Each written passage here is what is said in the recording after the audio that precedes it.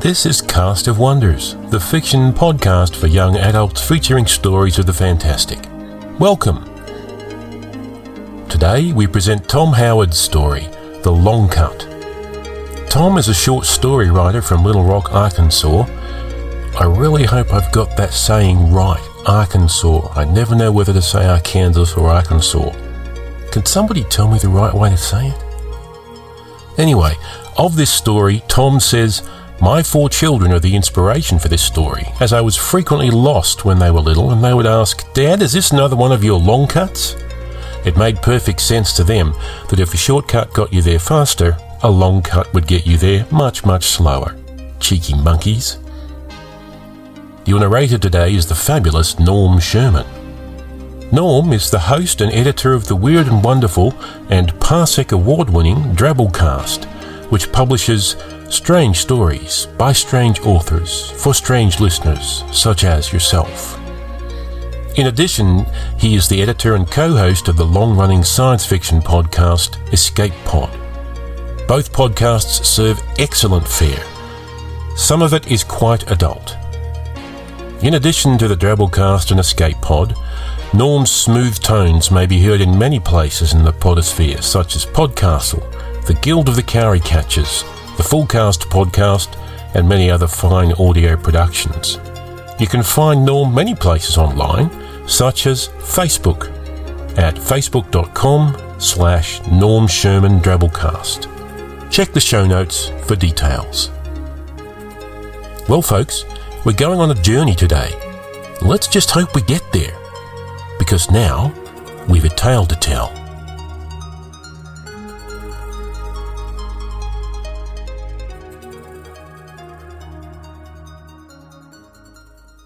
The Long Cut by Tom Howard. "Do you want me to drive for a while?" my mother asked from the front passenger seat. It was the middle of the night, but unlike my older sister, I couldn't sleep. The desert streaked by just out of sight of the headlights. Off in the distance, I could occasionally see a cluster of lights. I often wondered if there were kids like me asleep in their beds in little houses. Kids who didn't have crazy fathers who insisted on driving everywhere because planes and trains were too expensive and buses were too slow. "I'm good until Tucson," said my dad. He and Mom traded off driving since we never stopped at a hotel because Dad said he'd never pay hard-earned money just for sleeping. "I could use another cup of that coffee if there's any left." Mom unscrewed the lid from a battered aluminum thermos in a ritual that I'd seen her perform 100 times. She'd pour the dark, steaming liquid, rarely spilling a drop, into Dad's big travel mug. He'd complain about how bad restaurant coffee was. I didn't wait for Dad's expected comment. I just looked out the window. Where the heck were we? "Dad?" I said. "Yes, son? Why aren't you asleep?" Considering that I'd been sitting in an SUV for the last 2 days since we left Grandma's house, I answered truthfully, "I guess I'm not very tired. Dad, what's that big lake off to our right?" "A lake?" asked Mom, opening and looking at an atlas more battered than the thermos. "There's nothing bigger than a pond for hundreds of miles. What are you seeing?" She peered out her window into the darkness. "Stan, he's right. I can see the full moon reflected on a big lake out there." "Maybe we're lost again," said Dad. "Check the map for a reservoir or irrigation canal." Dad didn't like to use the interstate highway in case there were tolls, so we took the back roads whenever we traveled.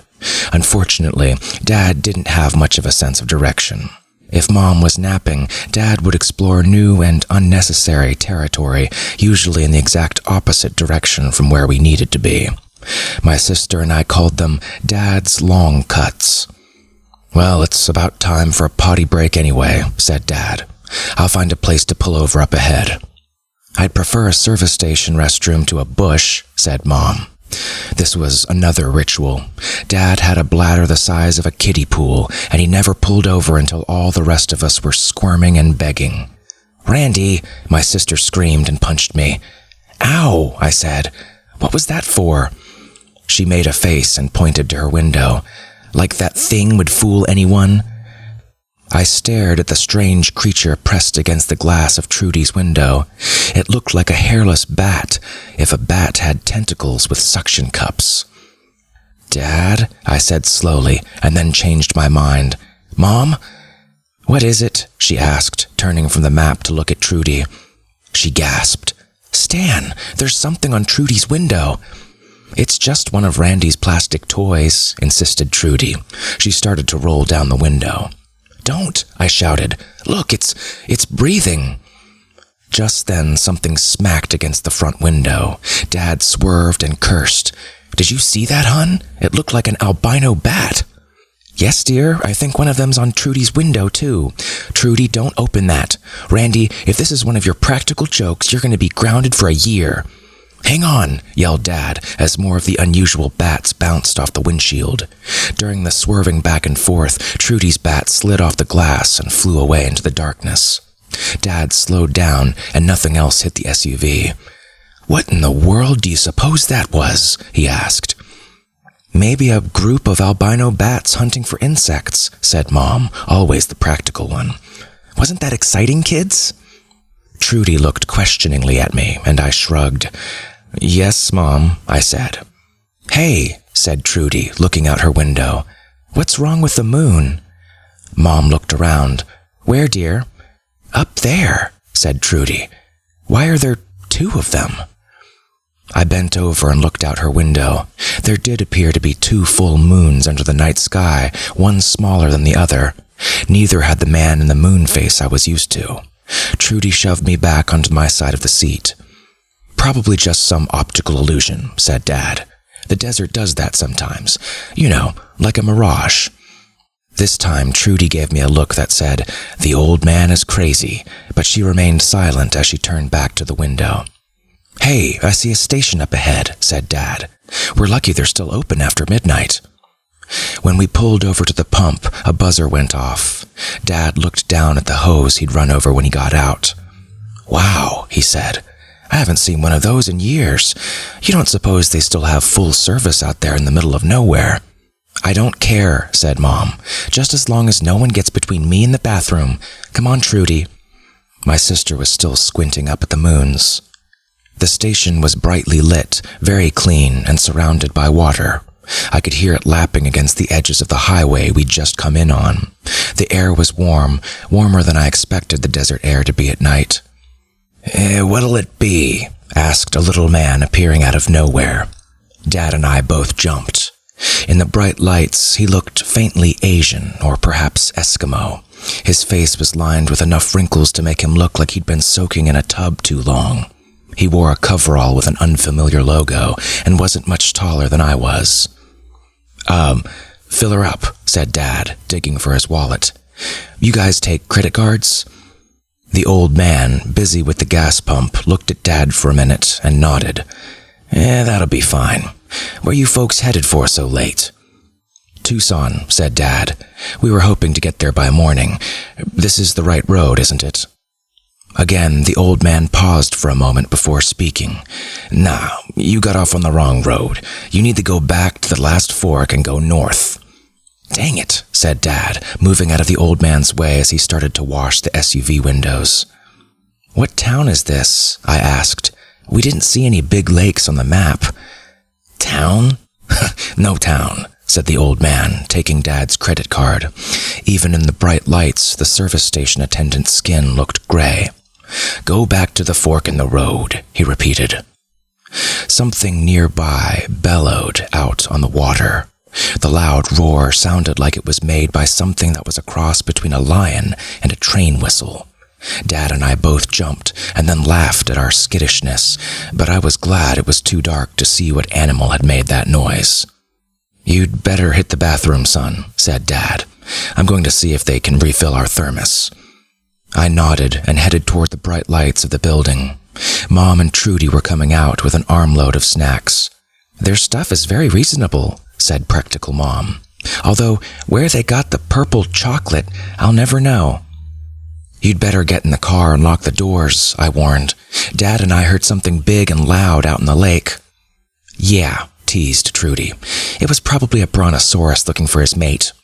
Come on, Mom. Look, this National Enquirer has a story about President Presley. What a hoot.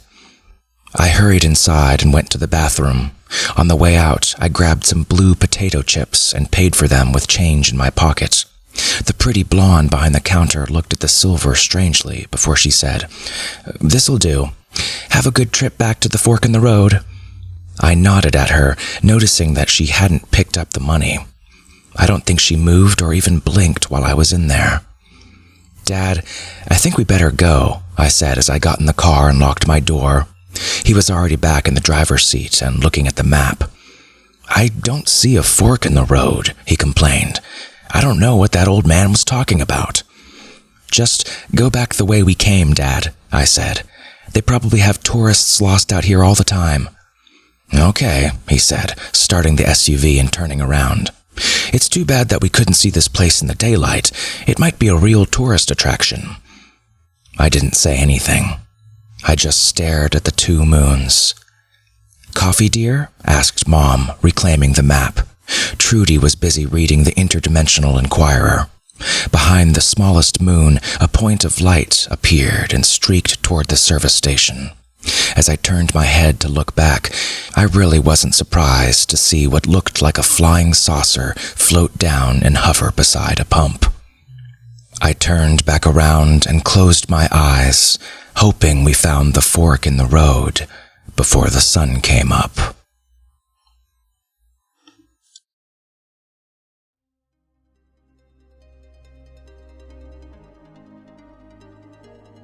And so ends the long cut. Come tell us what you thought of the story in the forums. Now folks, let's not beat about the bush. Cast of Wonders needs your help through donations. We love bringing you free stuff as much as you yourself love free stuff.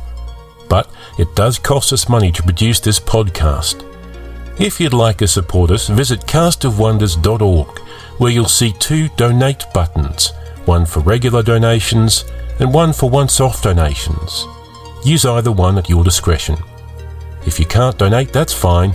Help spread the word. Blog or tweet about us, or like our Facebook page. Cast of Wonders is a production of Wolfsbane Publishing. The editor is Marguerite Kenner. The audio producer and host is Graham Dunlop. Artwork by Barry J. Northern. It's released under a Creative Commons Attribution, Non-Commercial, No Derivatives license. Share it, but don't change or sell it. Theme is Appeal to Heavens by Alexei Nov from musicalley.com.